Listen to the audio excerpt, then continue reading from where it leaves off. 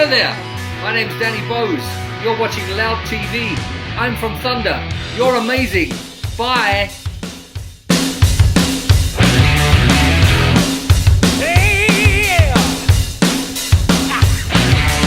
So, we were very surprised by this new album. It's a very warm production. It's like we are in a rehearsal room with you guys. That's exactly what we hope for. So thank you very much. Job done. How did you write and compose this new album? Well, the album was written probably towards the back or end of 2019. Sorry, 2018 and the beginning of 2019. We started to record the record in the summer of 2019. We did 3 sessions. The first one was in July 2019, second one, November, and the third and last session was in January 2020, last year. And over the course of the 3 sessions, we just recorded the best tunes in each session that we'd written up to that point, that Luke had written. And it just gave us a few months in between each time, which enabled him to write some more songs and for us to think about what kind of tunes we wanted to add. So it was pretty simple. We worked that way probably last 3 albums. So it's a nice way for us to work. It costs more money and it takes longer, but we feel we get a much better record for it. This is the album sounds really different from Read It Up. Thank you. Yeah, because you don't like to repeat yourself, right? That's absolutely correct. Yes, we made a decision when we came back in 2015 with the Wonder Days album that we didn't want to just keep making the same records over and over. Other bands do it, and we won't talk about who they are, but they seem to do it and enjoy doing it, and their fans like it as well. So I've got no argument there. But that's not what we like to do. We like to test ourselves, and we like to challenge ourselves and raise the bar each time. So with each record, it gets a bit harder for us in various ways. But as a result, we feel like we make a slightly better record as a result. And I think that's what we strive for. That's what we aim for. And that's because we realized in 2015, when we came back with the Wonder Days album, that we had more days behind us than we had in front. And so the most important thing was to make the most of the days we have and just make a list of the things that we hadn't done and try and tick them all off the list while we still had the time to do it. And the female choruses are really great, you know. Yeah. And this is I would say, a highlight of this new album. It's the female choruses. We can see you live, you know. Yeah, sure. No, we've used female singers more and more over the last few albums. We came to the conclusion that they just sound so much better than we do. And you know, if we can get some really good girls singing, they make such a difference. They make such a massive kind of positive addition to the flavor of the overall sound that it just really enhances the record.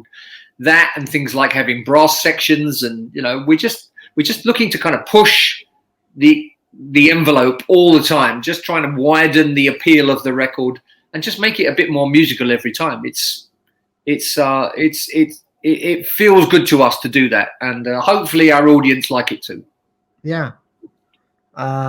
Each song is really different from each other, and this is also a highlight, you know. Yeah, each song has its own world, personality. It's a journey, you know. Yeah, they're very. I think the songs are very strong. I think the lyrics and the subjects are very strong. There's a lot of social commentary on this record, probably more than on previous records. There's always some social commentary on every Thunder record. There always has been. You know, stuff that makes Luke angry.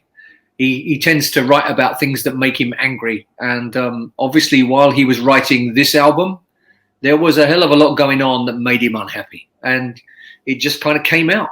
Came out in the songs, in the writing, in the lyrics, and in some ways it was quite challenging. There's a song on the album called "Force of Nature," which is kind of written from inside the mind of Donald Trump. So you can imagine trying to sing that song, not easy. No. I'm trying to channel the idea. I'm trying to imagine myself as a psychopathic narcissist. And, I like myself, but not that much. It was just a weird thing to do. But that's what it's all about. The more challenging it is, the more you realize that you've got to up your game. You've got to up your game and get better to do the song justice. And we all went through that. Everybody with their own instrument, not just me. Everybody. It's great. It's a great thing to do, especially when you're finished and you've done it. Well, hey, guess what? I'm as good as I thought I was. The album starts with a lot of energy, and especially on the two first ones. But there are songs like we often say that hard rock bands they do it better, slow songs, like Scorpions or Metallica or stuff like this. Mm. Yeah, the ballad. I'll be the one. Yeah, I'll be the one. That's right. You start alone with it seems that it was a hard one for you. Hardest song I've ever sung in the studio. And Why? I think it's because it's gentle. I'm really good at shouting my head off. I can do that all day. I always say, the band make the music and I just shout over the top. But with a song that's so gentle during the verses, that's very alien to me. That's not the area that I feel strong. So it was very hard. Like I said, we did the album in 3 sessions. In the first session, I tried to sing the song, failed. In the second session, I tried to sing the song, failed again. Every time, what is going on? Why can't I sing this song? I don't struggle like that normally. Normally, I go into the studio, I know the song, I sing the song, I leave. It's easy. But this song didn't work like that. And I think it was the 3rd session when I finally got it done. And I think it's probably taken me a year since I sang it, of listening to it, for me to actually feel comfortable with it now. I actually can hear it for what it is, instead of all the things I felt I'd done wrong. And I know it's mad, but that's what it is. You always want to do your best. I always want to sing the shit out of every song, And if I don't do it, I feel very disappointed. I want to beat myself with a stick. Did you feel like kind of naked when you sing like only with the piano at the very beginning and then the bass? No, I don't think so. I don't think about it like that. I'm always trying to I'm just trying to make sure that I'm conveying the song, the melody, the lyrics, the feel of what Luke meant when he wrote it. And he writes great songs. He doesn't get enough credit for the songs that he writes. So I'm always trying to do my best to do the song justice. I don't think about whether there's a bass there or a guitar or whatever. I think you are very exposed when it's just you and the instruments, but you're even more exposed when you're singing quietly and you're not used to it. I think it'll be interesting when we play it live, when that day comes, whenever that is. I don't know when that's going to be, but I think it will be interesting to see when we do it. This song, it reminds me I don't know if you have heard it, the last Ozzy Osbourne album, and there was a song featuring Elton John. Oh, really? Yes, I know that song. Yeah. And I could imagine Elton John singing with you this song. Yeah, that'd be good, wouldn't it? Yeah, I like that idea. Perhaps you should give him a call. Ask him if he'll do it. I can call him if you want, right? Go for it. Absolutely. Have you think about featuring on with a artist or singers, or in the future? Or Yeah, we've done it. We've done it. We haven't done it as often as perhaps we could have, but I don't see any reason why we wouldn't. I think, like I said before, we've made a list of, and we've made a deliberate decision that we want to try new things. Last year, Luke and I did a tour in Germany with an orchestra and a house band called Rock Meets Classic, and we'd never done that before, and it was brilliant fun. We absolutely loved it. Unfortunately, the pandemic stopped it after 6 shows, so we didn't get to finish the tour. But we'll finish the tour one day, and it was just great fun. When that day comes, I'll be very excited. It's just we just want to do all the things that we haven't done, and I think working with other people singing the songs, I think that would be brilliant. I'd be all over that. Just gives me, I can just sit and drink tea, can't I? While other people sing them. Love that. Good plan. So what are the things you have to do in the next months, next years? Well, we are obviously at the moment. I'm doing a lot of interviews, talking about the record, trying to make sure that as many people get to hear about the record, and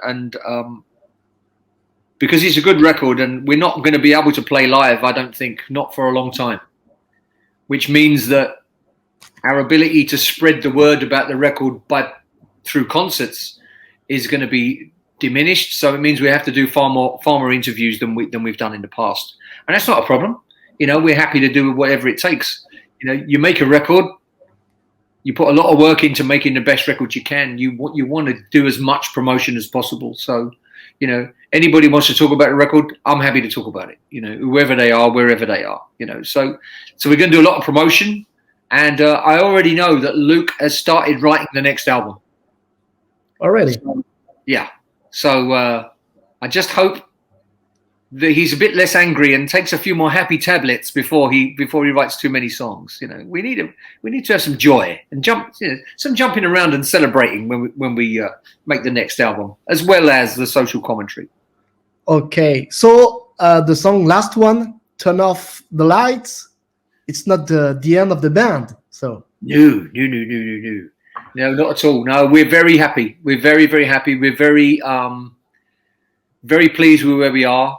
The Wonder Days album was very much a declaration of intent. We'd been away for 6 years when we released that record, so we really wanted to remind everybody that what Thunder was all about.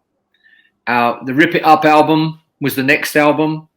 That was kind of, we're back, and now we're kind of just pushing out in different directions to explore all our other influences, stuff like soul and and even more classic rock and experimental stuff. But and of course, then we did the Please Remain Seated album, which was where we sat down and reworked all our old tunes. Mm-hmm. That was hard, because if you've been singing songs in a certain way for 30 years, suddenly to change them and sing them a completely different way, that messes with your mind, and that definitely was strange. But once again, it's another box ticked, something we'd never done, and we wanted to do that. But having done it, we were determined that we would come back with another rock record, because some people said that they felt, oh, maybe that's it then. Maybe Thunder are now old and they just want to sit down and play gently and not rock out anymore.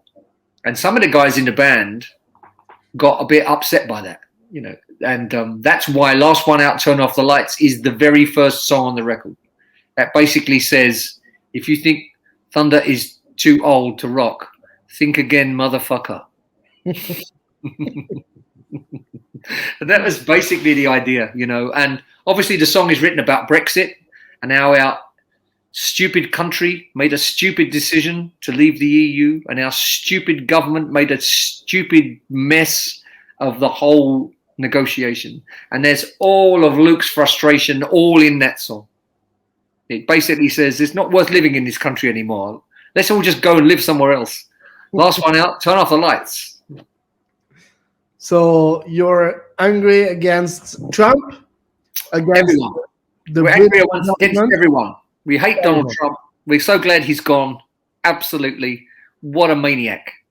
It's just, it's a staggering to me that the man could become elected in the first place, but it just shows you the kind of problems and trouble that's going on in America, which actually makes me feel slightly better about living in the UK.